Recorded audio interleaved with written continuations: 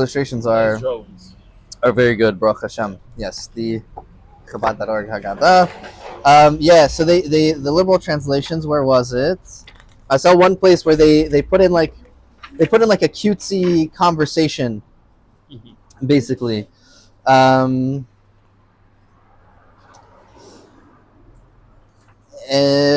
is it? Yeah, so they do stuff like this, like days of your life equals daytime while sun is shining. All the days of your lives is the daytime plus the nighttime. So they add like little things like that, little equations, makes it easier. Nice. Where is it that I put my own notes in here? Oh, cool. Here, like this. Like this is not the translation of that at all. Interesting. So it adds like little things like that. Yeah. Why? When? Exactly. So that's what I'm saying. Like they took like liberty to like their liberties and they make a whole show out of it. Exactly. So it's something that like if you wanted to make it like a whole production, this is like set up like the script style of it. So it's very funny to me.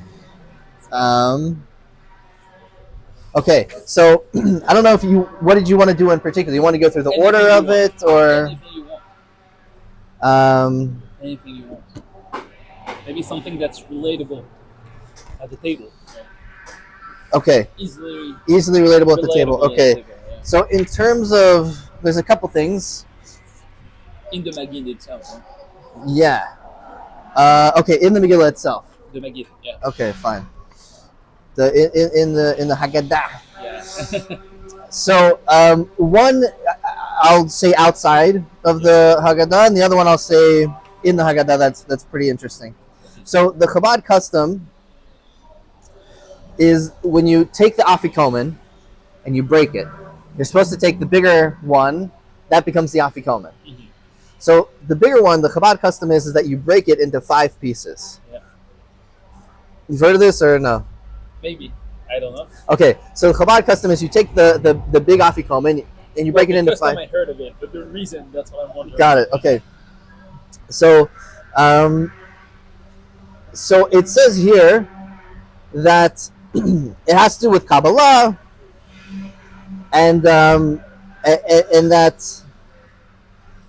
there's 5 ways that Hashem brought the earth into being. So one is with his throat, tongue, palate, teeth, and lips. So basically all the sections of the mouth and that produce sound. Yeah. And we're saying Hashem created the earth by speaking, right? It's a shir shirim, it's a song, it's Hashem said it and then it became. Okay.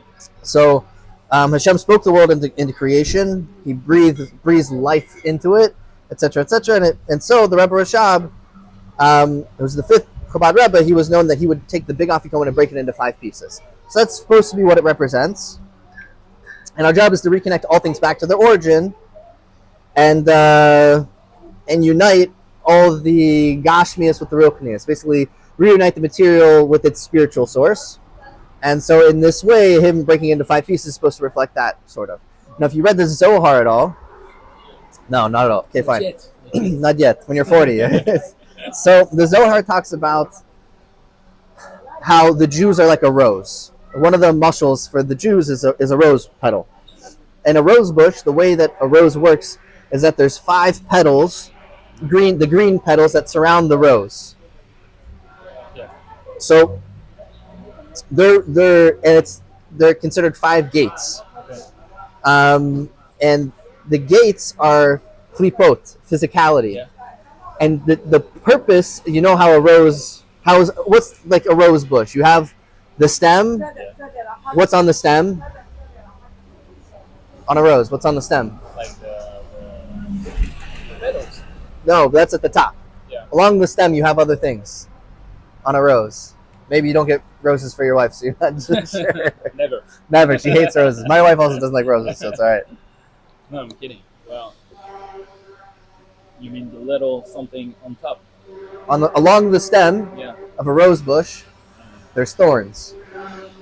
You know? Thorns. Okay. You know what a thorn is? It's like a sticky thing that pokes you, can hurt you. Okay. You didn't know? Yeah, no, well, on on the root itself. Yeah. On the stem itself. Yeah, there's thorns. Yeah. But not on top of it. Not on top. Right. Yes. Yeah. But if you have a rose bush, The bush itself. Okay. so they grow in bushes. So if you have one rose growing and you have a bunch of roses all around, Yeah. the stems of each rose all have thorns. Okay. Yeah. Now, one of the things the thorns do for the rose is it protects the plant from animals. Right. But here's the thing: if you have multiple roses growing in a bush all together, smushed together in a close area, what's the likelihood that the thorn is going to rip one of the flowers? It's likely. It's very likely. Yeah. Right. So it's a bit of a flaw in the design. If you have this thing that's supposed to protect it and it's going to hurt itself with that same thing. So what Hashem did was he created the petals. There's green petals that surround every rose. There's 5. Right. 5 green petals that surround every rose. And what that does is it acts as a protection. As a from protection. The thorns of the other roses. Right. Yeah. Okay. Exactly. So the 5 gates are the 5 klipot. The klipa is physicality that protects the rose.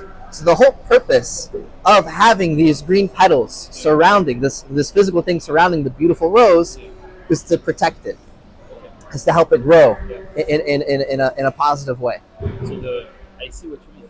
So the physicality is really here to bring us to our essence, to be able to.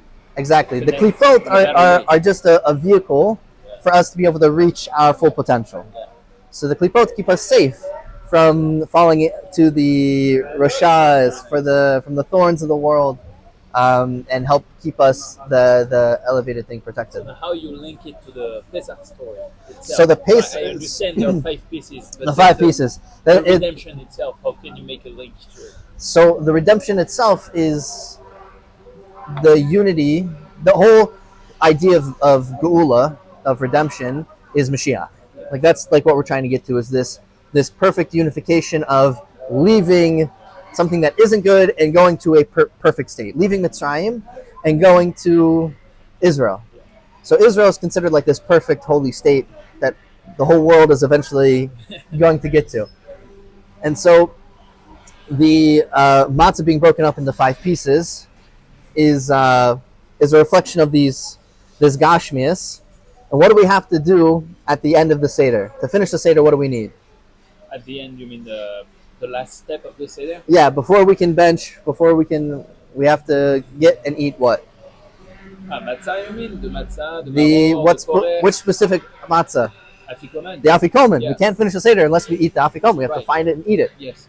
So these 5 pieces, which are the klipot of the world, the way that the world is brought into existence, the physicality of the world, because when Hashem speaks, He doesn't speak.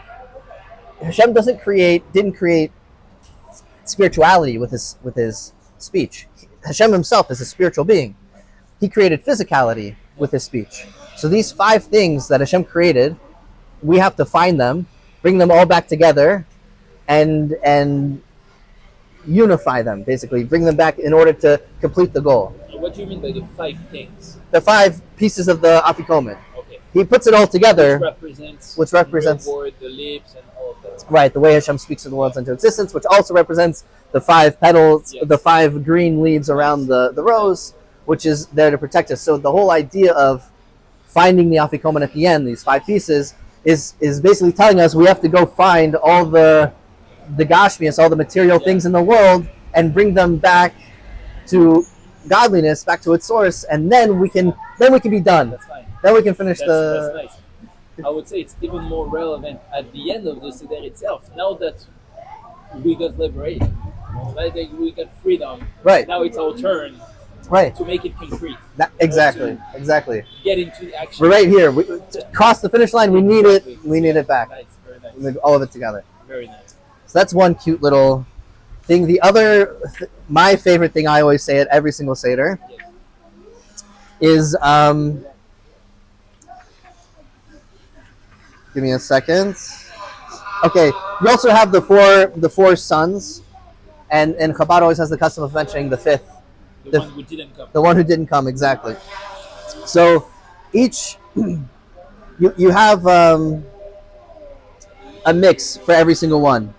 You have the Chacham, who has a very good mind for Torah, but he doesn't have a good heart. He's all mental and no emotion in his Yiddishkeit. He's asking what's the symbolism, what are the rituals, what did Hashem command us? All of these things, right? Like he's very like technical. What does the book say? What is the actual commandment? Right, right. You're okay. Very mechanical. Very mechanical, exactly. Now the Rasha, he has a bad mind and a bad heart. Both his mind and his heart are on the opposite end of the spectrum. Yeah. The simple one, the one who's like, they call him a Tom. A Tom is like Simple. yeah. There's nothing going on in his brain. Yeah. He has no brain. He's missing his brain. His brain is not good, but he's still there and he's still asking questions. He wants to be involved. This desire is a good heart. And we like to say that the Baal Shem Tov loved the simple Jew more than he loved the Chacham. Why? Because there's this idea that oftentimes we get confused in the complications of Yiddishkeit. Like you get talk to a Rav, he can go through all the 25 different halakhic arguments on one single topic. And a lot of people can get lost in the noise of this, like, It's too much. it's too much, it's Yeah. ridiculous. Like, Yeah, of course. when the reality of it is that Hashem is not complicated. We say it every day. Shema Yisrael, Hashem Elokeinu, Hashem Echad, one. One is a very simple number. There's nothing complicated about one. And so this is the thing that the Tom understands better than every other child. Is that it's simple, and there's a simple love and faith that a simple person has, especially a simple Jew, has in Yiddishkeit that someone who's very learned tends to be lacking in. Right, right. I see exactly what you mean. So there's a big advantage also to being the Tom. He has a very, very good heart. His brain isn't there, but his emotions, his intentions are there. And then you have the one who has no idea how to ask at all, right? Yudea. Right. So he doesn't even know what's a good question. Doesn't know what's going on. Right. So he doesn't have a heart, and he doesn't have a mind. He seems to be missing everything. Isn't it the worst? It's what? Isn't it the worst? Isn't he the worst? Yeah, because No. the goal because at the end of the day, at least the Rasha asks some questions, The Rasha does ask questions. and the goal is to be engaged in this world, not to be passive. Right. So from a spiritual standpoint, Right. He's worse off. He's totally uninvolved. yeah, However, yeah. He's totally uninvolved. Now he's comparable probably to the Chacham in the sense that the Chacham probably also is, even though he wants to understand all the mechanics behind doing everything, yeah, he's very like robotic and going through the motions. I would say very similar to the guy who doesn't even know how to ask. He's there just doing kind of mindlessly all the things. He's absent-minded. Someone who's absent in life. I'm sure you've met people before. You yourself have felt at times like just like nothing is happening. He's like you're a body that's floating through. So the goal is that you should tell him things that will get him to ask questions. Your goal with the person who's there, he's not asking any questions, he's not involved. yeah. You can see he's lifeless. Your job of hosting the Seder, of being someone at the Seder, is to be a shliach, is to engage with him, right? So you tell him like vague things that are very interesting, Yeah. like things like about the Pesach story that will get him to be like, To ask a question. exactly. You're trying to like lead him Right. To on him. ask, to be Exactly. engaged. Exactly. Can I see something Yeah. in the text itself? Sure. Okay, because it's funny that you're saying it's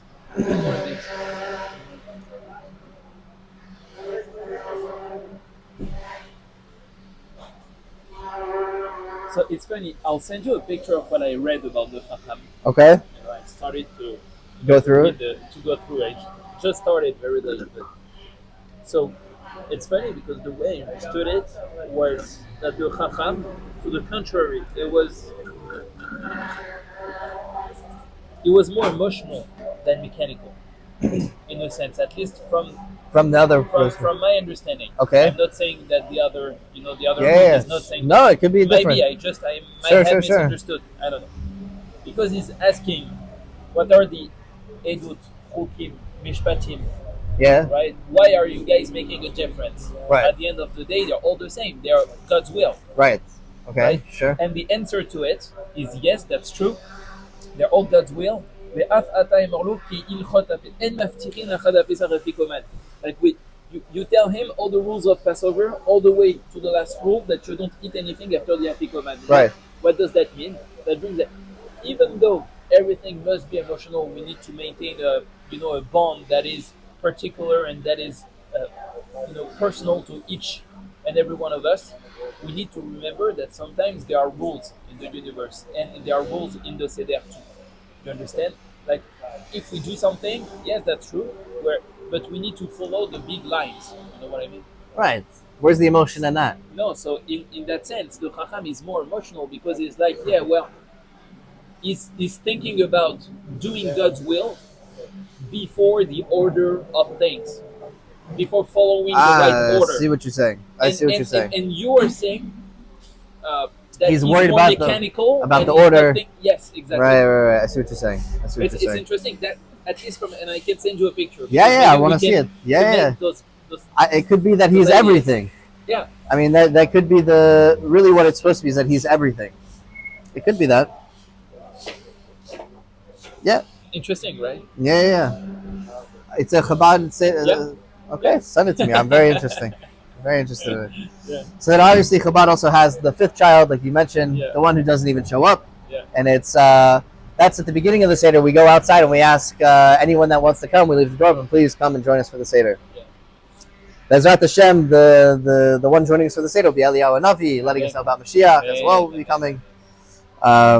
Okay, so this is my favorite thing about the Haggadah, about the Pesach story, is where is it?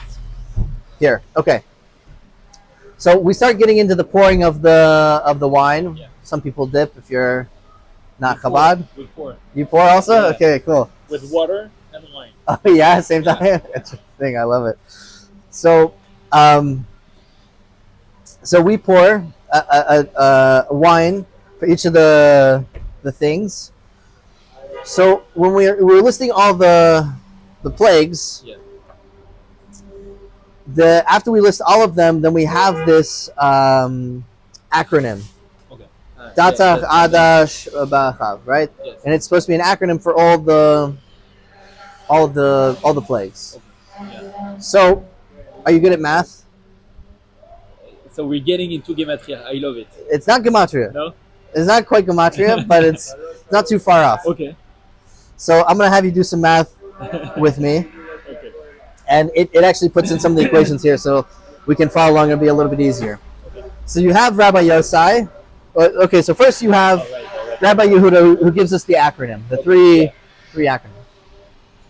So then we have Rabbi Yosai, who says Hagalili, who says that in Mitzrayim, in Egypt, there was 10 plagues, Yeah. and it was 5 times as much by the sea. What do you mean? He says that, he says That's Hashem right. struck the Egyptians with 10 plagues in Egypt, Yeah. and by the sea, by the splitting of the Red Sea, that he says he smote them with 5 times as much. How are you? Baruch Hashem, you? How are you? So it says by the sea they struck him with V'hayam Mahu Oimer. He says, and by the sea, what does it say? It says that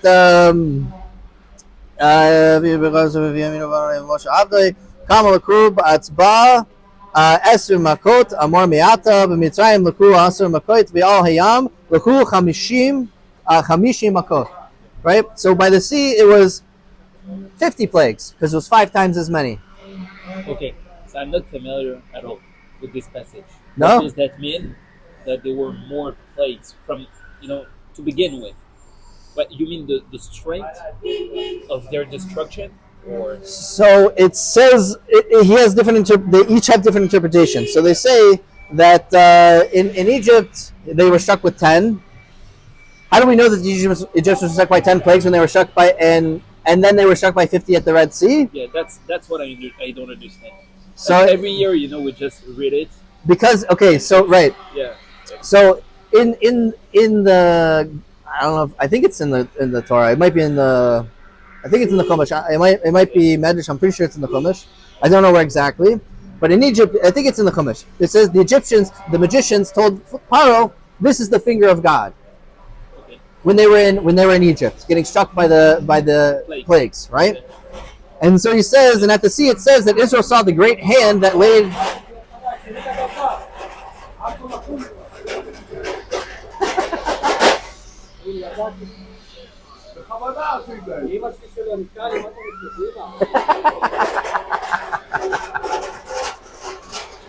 So it says that in the Chumash it says Israel saw the great hand that Hashem laid against Egypt at the sea, right? And they believed in Hashem and in His servant Moshe. Moshe Avdai, right? So by how many plagues were they struck when they called it a finger? How many plagues in Egypt? 10. So one finger is 10. 10 plagues. There was 10 plagues in Egypt. The magician said, "This is the finger of God," in reference to the plagues, the Makot, the 10 plagues. So one finger of Hashem is how many plagues? 10. So if at the sea they saw the great hand of Hashem, how many plagues were at the sea? 50, because each finger is 10. Okay, so you have 10 in Mitzrayim and 50 by the sea. How many total? Oh, wait. So is there a place, I'm trying to understand? So there is a place in the Chumash where it says they saw the finger of God. So and that was at the end of the plagues, of the 10 plagues. It's in reference to the plagues of Buklal. It's in reference to the plagues in general.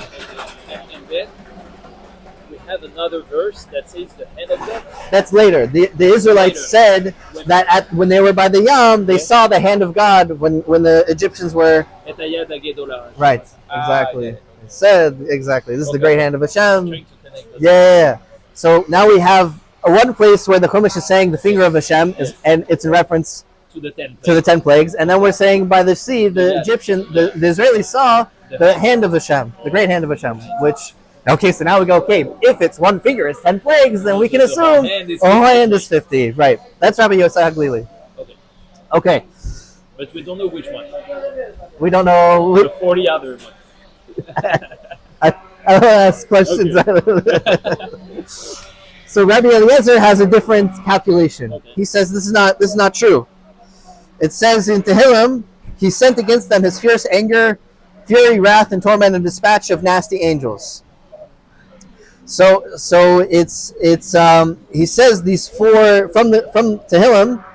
It says these four adjectives of Hashem's anger. Yeah. Or maybe it's an adverb, not sure.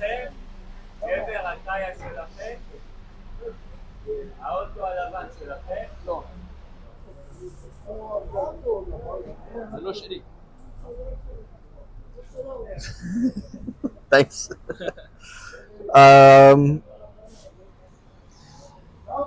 So it says fierce anger, fury, wrath, and torment. Or sorry, fury, wrath, torment, and a dispatch of nasty angels. So it's four things, right? So Rabbi Eliezer says this is how Tehillim describes the Makot is with these four adjectives, right? Or adverbs. Yeah. Makot, I guess, is a verb. I'm not sure. Adjective. So these four adjectives is how Tehillim describes the plagues. And so how many? So each plague is 4. So in Egypt, how many were there? 40. 40. And by the Yam, which we know is the five fingers, which is one hand. 40 times 5 is It's 200. 200. So that's how many total? 200. 240. Makot. You forgot the 40 in Egypt. 40 in Mitzrayim Plus the 200 by the Yam. I see. So it's 240. Okay. And how many was Rabbi Yosai? 50. 50 by the sea. And how many in Egypt? 10. So how many total? 60. 60. So 60 plus 240 is? It's 300. 300. Okay. Okay. Put that in the back of your mind. Okay. We'll hold on to it. Okay. Okay. So, Rabbi Kiva Okay. goes one step further.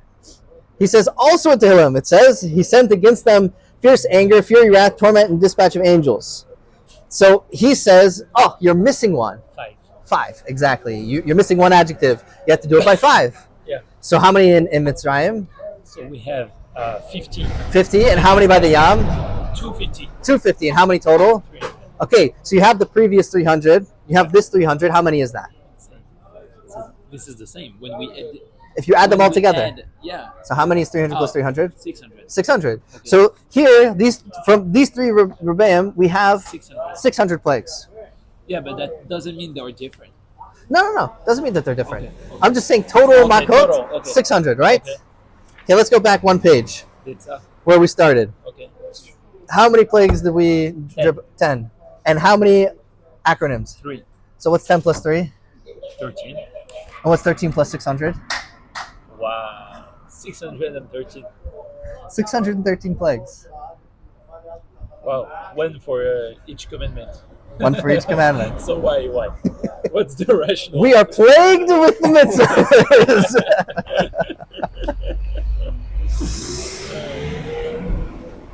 So the insight here is, I think, brings out a little bit more like something a little bit nicer. Yeah. The idea that plagues are the mitzvahs are plagues Yeah. is why did we need so many plagues? What's the purpose of these plagues? What was the purpose of the makot? What were the Jews trying to do? In Egypt? Leave Egypt, right? They were Oh, trying you were saying- to make Aliyah. Well, not all of them. That's what we were talking Right, yeah, about. okay. last time. That's Only a but the minority Jews who wanted were to there, make Aliyah. okay, fair. But the Jews who were trying to Yes, leave, yes. they were unable to. Yeah. And what did Hashem give them to help them make Aliyah? The plagues The plagues to liberate them Oh. from the from Mitzrayim, Yeah, from Mitzrayim. the gashmis that they were Yes, stuck in, from yes, the exactly. physical state that they were stuck in. They were trying to make Aliyah to a spiritual state. And Hashem said, you're struggling, you can't get out. I'm going to give you 613 plagues. I'm going to give you such a great thing. It shows you how, it says, how deeply we were held captive by the bad energy of Egypt. That we needed such a big number of plagues in order to destroy it or like weaken them to a place that we could actually begin to leave.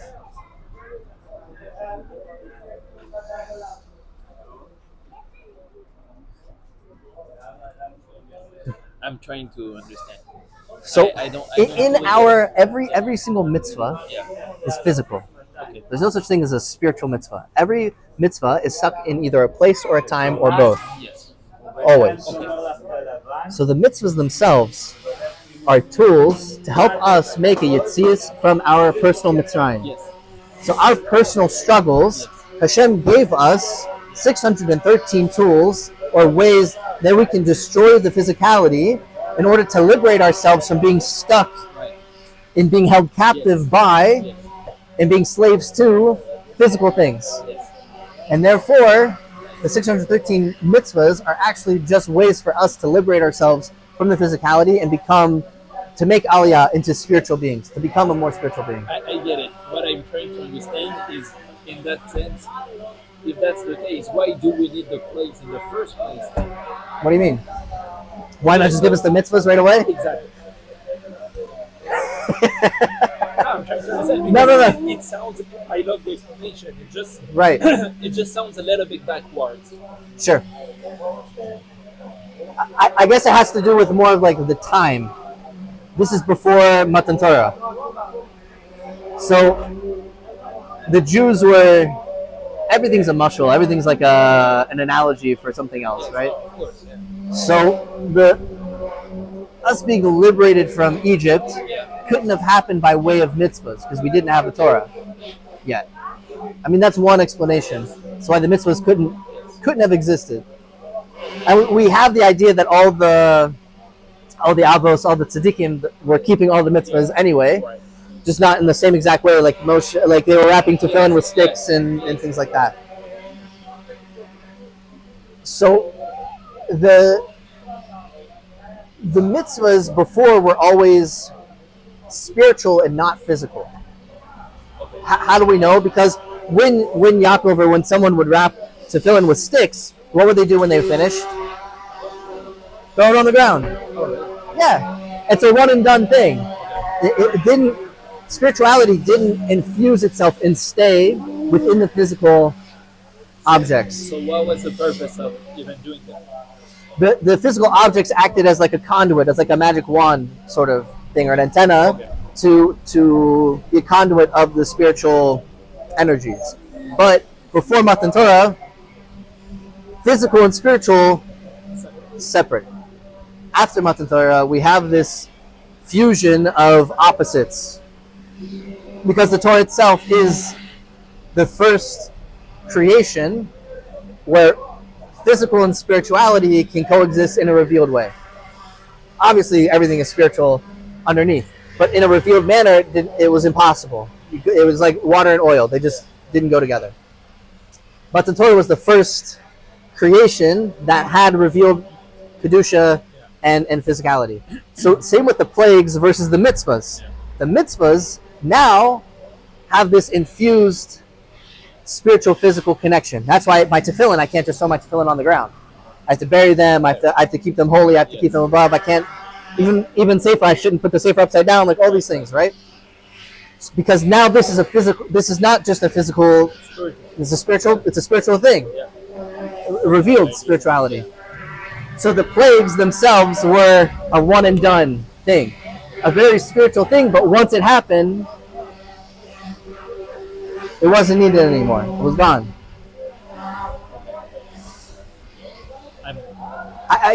Say your question again, because I'm not answering it. I know. No. I'm trying to understand. If I were to explain this idea to someone who's not, who hasn't heard of, who's not batshit crazy like before, me, yeah, exactly. Who believes in this already? Well said. Okay. Okay. So I'm trying to understand. So we have 613 plagues. Yeah. And then we received 613 mitzvot. Yes. This is where I get stuck. How do you easily link those two ideas? Because the purpose is the same. What's the whole... The purpose of the plagues was to liberate us. Yeah. The purpose of the mitzvahs is the same thing. To liberate us from... So, you went too far. You I overestimated me. Yeah, exactly. That's simple. I need simple explanation. Okay. That's it. That's very nice. That's it. Yeah, that's it. That's all it is. I take it as a compliment. An indirect compliment. Yeah, exactly. Nice. So we were held captive in Egypt. Very deeply, we were stuck into the Egyptian, as you know. You say the 49th level of impurity. Right, exactly. Like lowest of the low. If we went one more, forget it. Exactly. We were gone. Hashem said, forget it. Yeah. So the same thing with the mitzvah. Like we were all stuck into the idea of physical things. Like you and I, we live. So we enjoy our gashmias. We enjoy our physicality. Very nice. So the mitzvahs are just a way for us to break away of being captive to the... Yeah. Oh, cute dog. Kamudi. Is a way of us to break away from being slaves to the physicality, the physical things in our world, the material in our world. So that's my favorite thing about the Haggadah. This is my favorite. I like it. Little... I love it. Goodness. You're in live now, but after the live, I want to go through the map again just to make sure. Yeah, that's it. I mean, we can end it right now if you want. Nice, very nice. Yes. Perfect.